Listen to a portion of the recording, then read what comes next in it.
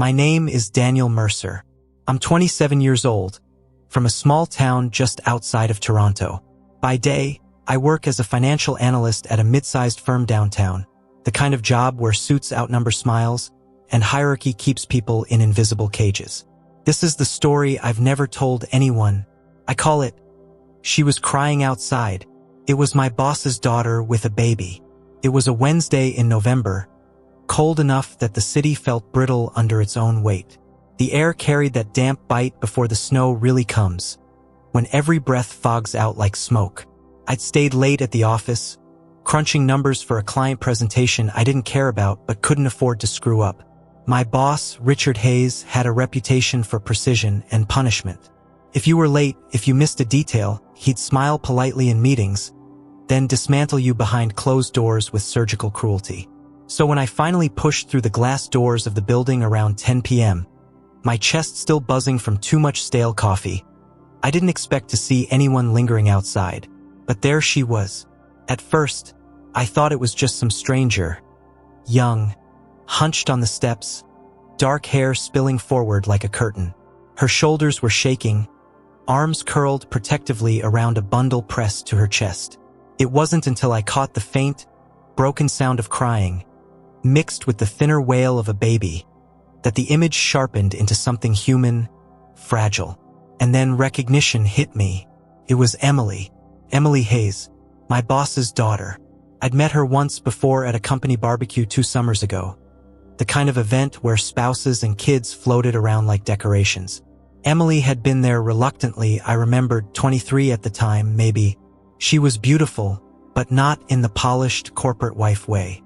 More like the kind of girl who carried quiet storms in her eyes.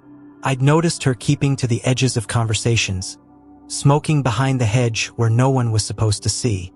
Richard had introduced her to me quickly, calling her my stubborn daughter, still figuring out her life. She'd given me the faintest smile, like she wanted to apologize for existing. Now she was sitting outside our office building in the freezing dark, clutching a baby, sobbing like the world had betrayed her. Emily? My voice cracked with disbelief. Her head jerked up, and for a moment, her eyes flashed with panic, as though she thought I might be a stranger who could hurt her. Then recognition washed over her, too, though it didn't seem to comfort her much. "Daniel," she whispered. "Oh God, I didn't want anyone from here to see me." The baby whimpered louder, and she shifted, bouncing it gently. I noticed the child's tiny knitted hat, the red blotch on its cheek from crying. My stomach twisted with something I couldn't name. "What are you doing out here?" I asked, glancing instinctively toward the street, half expecting Richard's black Lexus to pull up. "It's freezing." She shook her head, a bitter little laugh breaking out between sobs. "I didn't know where else to go. I thought maybe, I don't know, I just ended up here." Her voice was raw, frayed like fabric pulled too thin. I crouched down, lowering myself to her level. "Emily? Who's the baby?" Her lips trembled. She didn't answer right away. The silence stretched, broken only by the baby's small, hiccuping cries. Finally, she swallowed and looked at me with a haunted expression. "She's mine," she said. Time slowed. My pulse thundered in my ears, as if my body understood the gravity of what she just confessed before my mind could. Richard's daughter, with a baby, sitting outside the very building where he ruled like a king. And he didn't know. That much was obvious. "Jesus," I whispered. "Emily." She pulled the baby closer to her chest, as if my words had been a threat instead of shock. "Please don't tell him. He can't know. Not yet. Not like this." Her eyes were wild, begging, and something inside me cracked because I recognized that look. The desperate fear of disappointing a man who controlled everything. I'd seen it in the mirror too many times, after Richard tore me down in his office. But for her, it was magnified. This wasn't about deadlines or spreadsheets. This was about her life. I sat beside her on the cold stone steps, my coat pressed against hers, and I could feel the trembling in her body. "Okay," I said quietly. "I won't tell him. Not unless you want me to." Her relief was so immediate, it almost broke me. She closed her eyes, breathing out shakily, and the baby finally began to calm against her. For a few moments, we just sat there, the city humming around us like a distant machine, and I felt the strangeness of it. This surreal intimacy with a woman I barely knew, a woman who carried secrets heavy enough to crush her. Finally, I asked, "Do you have somewhere to go tonight?" She hesitated. Her silence was answer enough. I looked at her, then at the baby, then back at her again. My rational brain was screaming, "This is Richard Hayes' daughter. You'll get fired. This is not your problem." But there was another voice, deeper, steadier. The one that remembered how she'd smiled that day at the barbecue, like she was apologizing for existing. The one that couldn't walk past someone who looked like that, broken, cornered, lost. "You can come to my place," I said. Her eyes flew open, startled. "I don't want to drag you into this." "You already have," I said softly. "And it's okay." The rest of that night blurred into something that felt half dream, half confession. I carried her bag, helped her into a cab, tried not to stare too long at the baby sleeping against her shoulder. At my apartment, she stood awkwardly by the door until I assured her she could take the bed and I'd crash on the couch. Before she finally disappeared into the bedroom, she paused, looking back at me with tears clinging to her lashes. "Thank you, Daniel," she whispered, and I realized something that chilled me as much as it warmed me. I didn't just want to help her. I wanted to keep her safe. I wanted to understand her story. I wanted her trust, her closeness, her presence in my life. But she was my boss's daughter, with a secret that could shatter everything. And I had just stepped into the center of it. Sleep didn't come easily that night. From the couch, I could hear the muffled sounds from my bedroom. The baby fussing, Emily's soft whispers trying to soothe her. The glow of the streetlight bled through the blinds, striping the living room in pale gold. I lay there, staring at the ceiling, my chest tight. It wasn't just the shock of what had happened. It was the gravity of it. I'd taken in my boss's daughter and her child without a second thought. One wrong word, one slip, and Richard Hayes would ruin me. Not fire me, ruin me. He had the connections, the power. I'd be blacklisted in an industry where reputation was everything. And yet, when I thought of Emily sitting outside that office, her face streaked with tears, clutching her daughter like a shield, I knew I wouldn't undo my decision, even if it cost me everything. The next morning, I brewed coffee and stood by the kitchen counter, still in my undershirt, rehearsing what I'd say if Emily's father somehow appeared at my door. I had nothing convincing, only the truth. I saw her crying. I couldn't leave her there. The bedroom door creaked, and Emily stepped out, hair tousled, dark circles under her eyes. She was wearing one of my t-shirts now. It hung loose over her frame. The baby, tiny and red-faced, was cradled in her arms. "Morning," I said, trying to sound normal. She gave me a weary smile. "I think I slept about an hour." I poured her coffee, set it on the table. "Milk, no sugar. That okay?" Her eyes flickered with something. Gratitude, maybe, or surprise that I remembered her preference from 2 years ago. She sat carefully, bouncing the baby on her knee. For a while, we just listened to the kettle click as it cooled, the baby's soft hiccups filling the quiet. Finally, I asked the question I'd been holding back. "Emily, what happened? Why are you out here with a baby at 10 o'clock at night?" She looked down at the child, stroking its fine hair. For a long time, I thought she wouldn't answer. Then, in a voice rough with exhaustion, she said, "Her name is Lily. She's 6 months old. And her father isn't in the picture. Not anymore." I waited, but she didn't elaborate. The way her jaw tightened told me not to push too hard. "And your dad?" I asked gently. "He doesn't know?" She gave a bitter laugh. "My dad doesn't know who I really am. He sees me as a problem, a weakness. Having a baby out of wedlock? That would be the ultimate betrayal. He'd never forgive me." I felt anger simmering in my chest, though it wasn't my place. "He's your father. Shouldn't he want to help?" "You don't know him," she said quietly, her eyes glassy. "You've seen how he treats you at work. Multiply that by 10, and that's how he is at home. The silence that followed was heavy. I thought back to the times Richard had shredded my reports in front of the entire team, the way he smiled when he did it like humiliation was just part of the job. And I realized Emily wasn't exaggerating. If anything, she was softening the truth. That day at work, I couldn't focus. Every spreadsheet blurred together. Every conference call felt irrelevant. All I could think about was Emily and Lily, asleep in my bed, their breathing rising and falling in sync.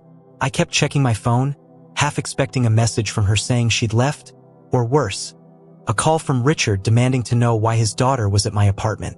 Instead, when I came home, I found Emily cooking pasta in my tiny kitchen, humming softly to Lily in her bouncer.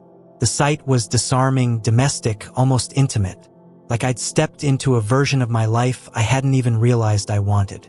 "You didn't have to cook?" I said, setting my bag down. "I wanted to," she replied, "to say thank you."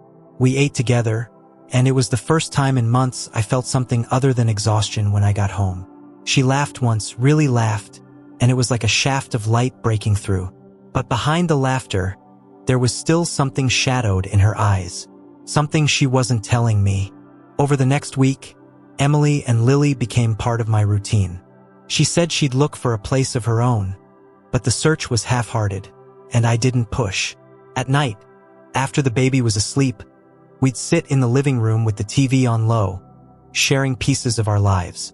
I told her about my small-town upbringing, my mother who still called every Sunday, my dreams of leaving finance behind someday and doing something that mattered. She told me fragments of her childhood, always fragments, never the whole. Her mother had died when she was young. Her father had tried to mold her into something she wasn't. But when I asked about Lily's father, she shut down. Her gaze would drift away, her lips press into silence. One night, after a long pause, she finally whispered, "He wasn't who I thought he was. He hurt me, and when I told my dad, he said I was lying. That I'd embarrassed the family." My chest tightened, fury rising in me. "Jesus, Emily." Tears brimmed in her eyes, but she wiped them quickly. "That's why I left. That's why I can't go back." In that moment, something crystallized inside me. This wasn't just kindness anymore. I wanted to protect her, to fight for her, to be the person her father and that man had refused to be. But fate has a way of twisting the knife just when you think you've found your footing. It was a Friday afternoon when Richard called me into his office. His tone was sharper than usual, his eyes narrowing. "Daniel," he said, leaning back in his leather chair, "have you seen Emily lately?" My blood turned to ice. I forced myself to meet his gaze. "Not recently." "Why?" He studied me for a long moment, the silence unbearable. Finally, he smiled, but it wasn't warm. It was the kind of smile that made you feel like prey. "She's been difficult as always," he said. "If she turns up, you'll let me know, won't you?" I nodded, throat dry. "Of course." But inside, panic was clawing at me. He suspected. Somehow, he knew. And when I got home that night, I found the apartment door ajar. The lights were on. The crib was empty, and Emily and Lily were gone. The door swung open under my hand, and the sight hit me like a gut punch. The crib was empty. Lily's little blanket was crumpled on the floor. The lights glared like an accusation. "Emily?" I called, my voice cracking. Silence. I searched every corner of the apartment. The bedroom, the bathroom, the hallway closet. As if she might have hidden herself and the baby inside, waiting to leap out and say it was a joke. But she was gone. My stomach churned with a cocktail of fear and betrayal. Why would she leave without a word? Did she not trust me after everything? Or had something happened? Then I saw it. On the kitchen counter, half buried under yesterday's unopened mail, was a note written in rushed handwriting. "Daniel, don't look for us. Please. I can't put you in danger. Thank you for everything." No signature. I sank into a chair, staring at the paper until the letters blurred. My mind raced. Danger? From who? Richard? Or Lily's father? The thought that she might be in trouble because of me burned through my chest. I replayed every conversation we'd had, Every pause when she seemed on the verge of saying more but didn't. She was carrying more than just fear of her father. I knew then that no matter what she'd written, I couldn't let it end here. The next day at work, I could barely sit still. Numbers swam on the screen. My colleagues' voices faded into static. My whole body buzzed with restless urgency. When I finally left my desk and walked past Richard's office, I caught a glimpse of him on the phone, voice low, face storm-dark. "Find her," I heard him say. "I don't care what it costs. She's mine to deal with." I stopped cold, pulse hammering. He's looking for her too. That night, instead of going home, I followed a hunch. Emily had mentioned once, half asleep, that she used to go to a small cafe on Queen Street to write in her journal, a place no one from her father's world knew about. It was a long shot, but I had to try. The cafe was nearly empty when I walked in, its dim lights glowing against the drizzle outside. And there she was. Emily sat in the corner booth, Lily asleep in a carrier beside her, her hands wrapped around a mug she wasn't drinking from. She looked up when I approached, and her eyes widened with something between relief and fear. "Daniel, you shouldn't be here." "Then tell me why," I said, sliding into the booth opposite her. My voice was low, urgent. "What danger are you running from?" She bit her lip, glanced at Lily, then back at me. Her voice trembled. "You don't understand. My father isn't just controlling. He's ruthless. If he finds out about Lily, he'll use her. To manipulate me. To punish me. To..." Her voice broke. Tears welled in her eyes. I reached across the table, covering her hand with mine. "Emily, you don't have to go through this alone. You don't have to hide from me." She looked at me then, really looked at me as though weighing the truth of what I said. And something shifted in her expression. Softened, cracked open. The next hours blurred into something raw, almost dreamlike. She told me more than she ever had before. About Lily's father, a man who charmed her, then controlled her, who turned violent when she tried to leave. How she'd fled, pregnant and terrified, only to find no refuge with Richard, who accused her of shame and dishonor. How she'd been alone ever since. "I thought if I disappeared, maybe Lily would be safe," she whispered, stroking her daughter's cheek. "But then I saw you that night, and I couldn't walk away. You were the first person who didn't look at me like I was broken." Something inside me broke wide open at those words. I wanted to tell her everything I'd been holding back, that she wasn't a burden, that she'd filled my hollow apartment with life, that I couldn't stop thinking about her. But before I could speak, the bell above the cafe door jingled. I glanced up and froze. Richard Hayes was standing in the doorway. Emily's breath caught. Her whole body went rigid. Richard's eyes swept the cafe, sharp as knives. When they landed on us, his expression darkened, though his smile stayed fixed. "Emily," he said, his voice calm, deliberate. "There you are." My hand tightened around hers under the table. Richard walked toward us, each step measured, predatory. "And Daniel Mercer." Imagine my surprise. Emily whispered, "Don't let him take her." The baby stirred, whimpering softly, as though sensing the tension radiating from the table. Richard stopped before us, looming like a storm cloud. His smile didn't reach his eyes. "Why don't you both explain to me what exactly is going on here?" The cafe had gone quiet. I could feel every nerve in my body screaming at me to stand, to put myself between Emily and her father. And for the first time, I realized this wasn't just about protecting her from secrets or shadows. This was about survival. The cafe air felt heavy, suffocating. Even the hum of the espresso machine seemed to fade under the weight of Richard Hayes standing before us. His suit was immaculate, his tie perfectly knotted, but his eyes were sharp and merciless. "Emily," he said again, his voice like velvet over steel, "you've caused enough trouble. Get up. You're coming with me." Emily's hand trembled in mine under the table. "Dad, please.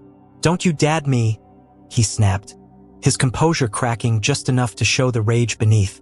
"You disappear for months, you disgrace this family, and now..." His eyes flicked to Lily in the carrier. His jaw tightened. "Now I see why." Emily's breath hitched. Richard's gaze slid to me, cold and piercing. And you, my employee, harboring her? What's your plan, Mercer? Blackmail me? Play house with my daughter? I felt the heat rising in my chest, but I forced my voice steady. No, my plan was to help her. Because you didn't. A flicker of shock crossed his face, quickly buried under scorn. You think you understand my family? You don't know the first thing about what she's done, what she's capable of. Emily's voice broke, but it was strong. What I'm capable of is being a mother, something you never let me be. The cafe went still. Even the barista froze behind the counter. Richard leaned closer, his voice low, venomous. If you come with me now, Emily, I can fix this. I'll make sure Lily grows up with every advantage. But if you don't, I'll make sure you lose everything. Both of you. Emily's knuckles whitened around my hand. She turned to me, her eyes wide and glistening. For a moment, time hung suspended. I squeezed her hand back, and something surged through me. Fear? Yes, but also a certainty I hadn't felt before. She's not going with you, I said. Richard's face darkened. Excuse me? You heard me. My voice was louder now, shaking but unbroken. You can't bully her into submission anymore. Not here. Not with me standing here. The baby stirred again, whimpering softly, as though echoing my words. For a long moment, Richard just stared at me, his eyes burning. And then he smiled. Cold, cruel smile. You've just ended your career, Mercer, he said. He straightened his jacket, glanced at Emily one last time. And as for you, don't think this is over. I'll always be watching. He turned and walked out, the cafe door slamming shut behind him. The silence that followed was deafening. Emily let out a breath that turned into a sob, covering her mouth with her free hand. I stood, rounded the table, and pulled her into my arms. She clung to me, shaking, as though holding on for dear life. It's okay, I whispered into her hair, though my own heart was pounding with fear. He's gone. You're safe. But the truth was, I wasn't sure she was safe. Not entirely. Richard had power, reach, influence. He could make our lives hell. And yet, as Emily pressed Lily between us, as her tears soaked into my shirt, I realized something undeniable. I didn't care. I'd already made my choice. The weeks that followed weren't easy. Richard kept his word about my career. Whispers spread through the firm, doors quietly closed, and within a month, I was out of a job. Friends from the office stopped returning calls. My future in finance, carefully built, evaporated. But every morning, I woke up to the sound of Lily's laughter, to Emily's sleepy smile, to a home that felt alive in a way it never had before. And I knew I hadn't lost everything. I'd found something deeper, messier, and infinitely more precious. Emily struggled with guilt, always apologizing, always saying, "You gave up your life for me." And I'd tell her, every time, "No, I traded it in. For this. For us." One night, months later, we sat on the balcony of our new apartment. Tiny, cluttered, but ours. Lily slept inside, her little breaths audible through the baby monitor.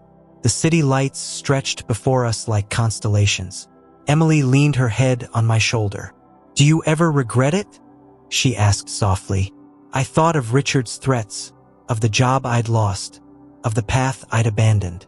And then I thought of the way Lily's hand curled around my finger, of the way Emily's laugh had returned, slowly, fragile but real, of the way love had snuck in, through cracks I hadn't even known were there. "No," I said, "not for a second."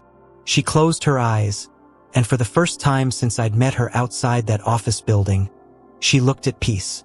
This is the story I've never told anyone. Because it's messy. Because it's dangerous. Because part of me still wonders if Richard is out there, waiting. But it's also the story of how I learned that sometimes love doesn't come gently. Sometimes it arrives in the middle of the night, crying on the steps of your office, with a baby in her arms and nowhere else to go. And sometimes, when everything you thought mattered is stripped away, you find out what you were really meant to hold on to. For me, it was Emily and Lily and the life we built. Not perfect, not easy, but ours. And that's something no one, not even Richard Hayes, can ever take from me.